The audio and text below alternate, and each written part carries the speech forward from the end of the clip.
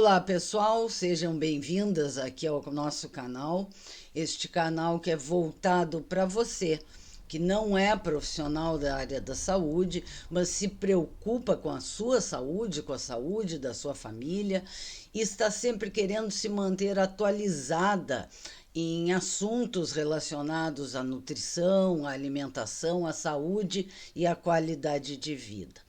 Se você não está inscrito ainda aqui no canal, se inscreva.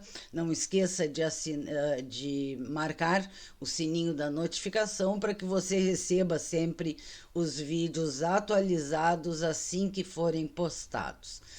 Muitos me perguntam a respeito dos medicamentos contra a obesidade. Então, o assunto do nosso vídeo de hoje vai ser a respeito, dar um apanhado, uma explicação extremamente simples, como sempre, numa linguagem acessível, a respeito do uso de medicamentos para a obesidade.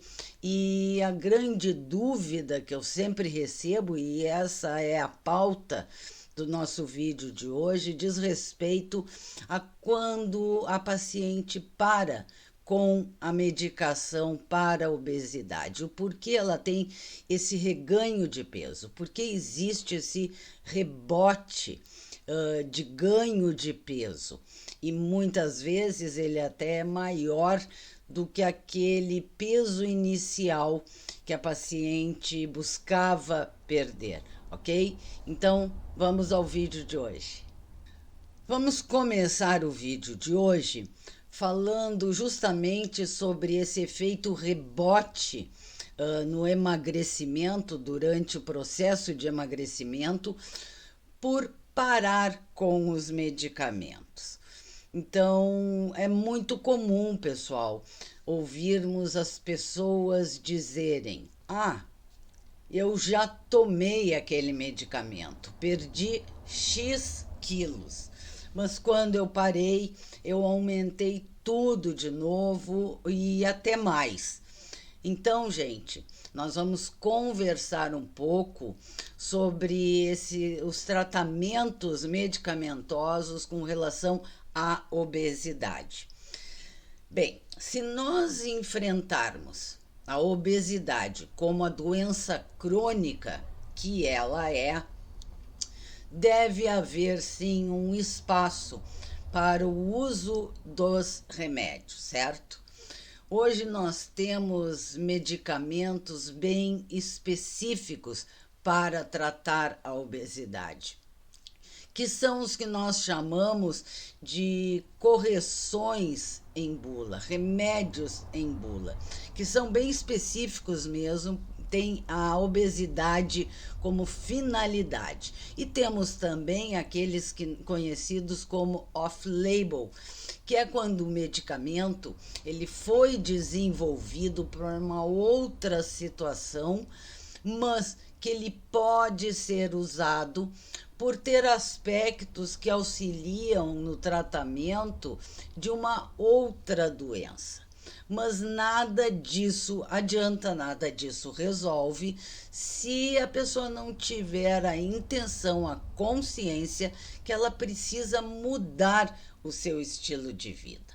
É preciso associar junto a esses medicamentos mudanças comportamentais. Temos também que considerar os aspectos psicológicos, porque o medicamento ele pode ter o efeito no tratamento da obesidade, mas ele atua como um adjuvante nesse tratamento, né? Ele auxilia no processo de emagrecimento, sim, e quem prescreve esses medicamentos? Somente o médico. Bom, mas o que é esse efeito rebote? O efeito rebote ele é atribuído ao medicamento ou não é atribuído ao medicamento? A questão não é tão simples assim, pessoal. Não é uma situação exclusiva por conta de parar com a medicação. Porque da mesma forma em que se trata outras doenças crônicas e se o paciente parar de usar os medicamentos para o tratamento dessa doença, a situação vai voltar ao ponto inicial. E aí eu posso citar como exemplo para vocês um paciente que está tratando diabetes, o paciente que faz uso dos medicamentos, o paciente que faz uso da insulina. E os níveis de açúcar dele no sangue estão controlados durante todo o uso desses medicamentos. E ao parar, pode ser que esses níveis de açúcar eles subam, eles vão se desregular. E a mesma coisa acontece, por exemplo, para aquela pessoa que tem pressão alta e usa os antihipertensivos. Ao parar de usar antihipertensivos, é provável, muito provável, que a pressão volte a subir. Então, pessoal, no caso da obesidade, a lógica que nós usamos é a mesma, mas normalmente isso não se dá, esse efeito rebote, somente pela retirada do remédio. Isso costuma ser um conjunto de fatores que se estabelecem na pessoa obesa. A pessoa para de usar o medicamento, ela de certa forma ela se desmotiva, ela volta aquela alimentação equivocada, errada, ela começa a cometer exageros. Um outro dia ela decide que não vai fazer exercícios físicos. Ah, mas é só um dia. E aí na próxima semana já são 2, 3 dias e assim sucessivamente. A pessoa deixa de fazer, por estar desmotivada, deixa de fazer o uso dos medicamentos, mas também relaxa no seu padrão alimentar, que seria o recomendado, o ideal. Ela relaxa no que se refere aos exercícios físicos. E se nós pensarmos nas causas fisiopatológicas, os medicamentos é óbvio que eles têm um papel importante, mas desde que seja acompanhado de uma série de mudanças que são necessárias. Não se depende unicamente e exclusivamente dos medicamentos.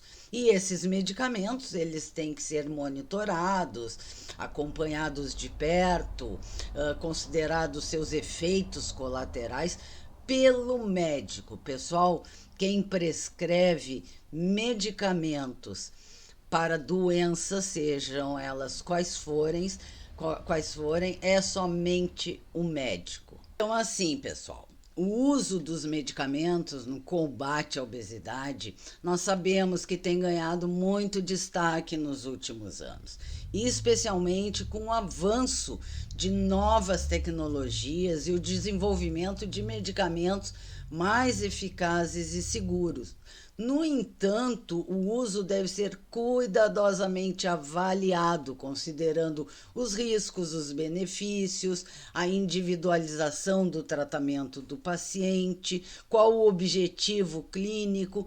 Não existe um melhor medicamento, existe o melhor para você, de acordo com seu histórico, com seus exames, os seus sinais e sintomas e as suas metas de saúde. Medicamentos diferentes são indicados para graus diferentes de obesidade e para indivíduos distintos. E são recomendados para todos? Não, pessoal. Normalmente são indicados pelos médicos para aqueles indivíduos que têm um IMC maior do que 28, maior do que 30 e tem comorbidades associadas, como eu falei, diabetes, hipertensão, doenças articulares, apneia do sono.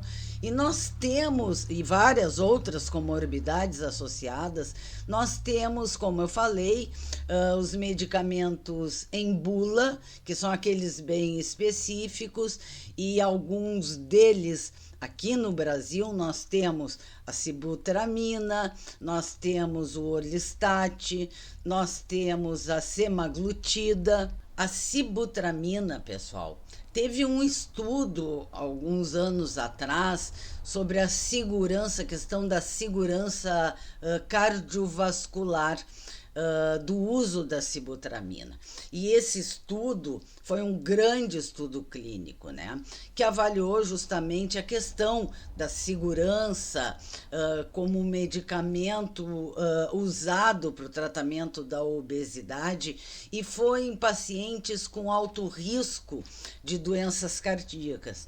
E foi demonstrado nesse estudo um aumento de 16% de riscos nesses desfechos cardiovasculares nos pacientes acima de 55 anos, o que levou à retirada da sibutramina do mercado na maioria dos países. Aqui no Brasil, a sibutramina foi mantida no mercado, mas sob condições assim bem especiais de prescrição, como por exemplo, o médico tem que usar aquele receituário B2, tem que assinar um termo de responsabilidade, tanto por parte do médico como por parte do paciente. A sibutramina é um medicamento que ele inibe a recaptação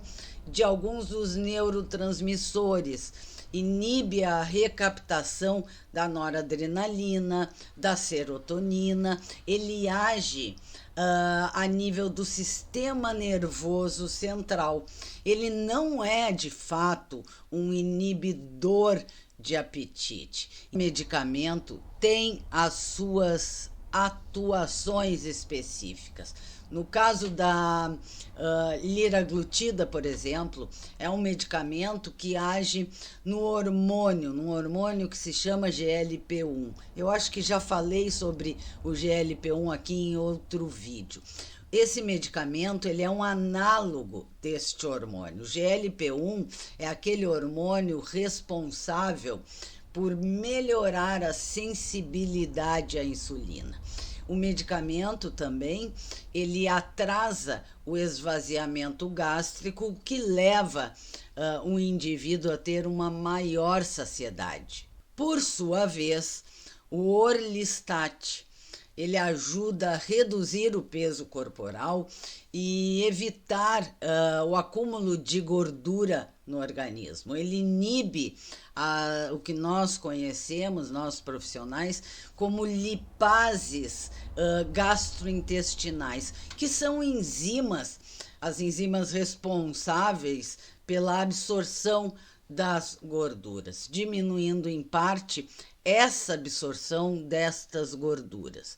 Mas, pessoal, eu, como nutricionista, não estou aqui para falar sobre remédios, né? A minha função é falar em alimentação, orientar vocês no tratamento da obesidade, já que há 36 anos eu trabalho com essa questão, com essa doença crônica.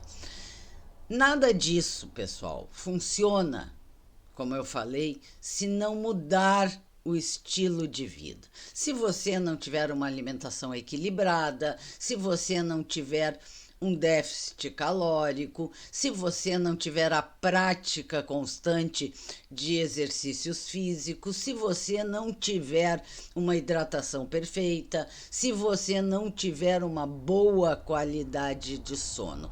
Então, são vários aspectos que precisam ser repensados. Não é simplesmente comprar um medicamento, pedir ao médico, mesmo porque o médico tem uma responsabilidade enorme, e não é somente fazer o uso desses medicamentos. Temos que ter uma consciência. Temos que ter a consciência do porquê é preciso mudar, do porquê essa doença é tão impactante, cada vez mais os seus números aumentam a nível mundial. Então, pessoal, acredito que deu para explicar mais ou menos sobre os medicamentos, sobre o efeito rebote, enfim. Não se esqueçam de inscreverem-se aqui no nosso canal. Nos veremos num próximo vídeo. Por hoje foi isso. Eu agradeço, como sempre, a participação de vocês, agradeço a disponibilidade de tempo de vocês. Nos encontraremos num próximo vídeo. Obrigada.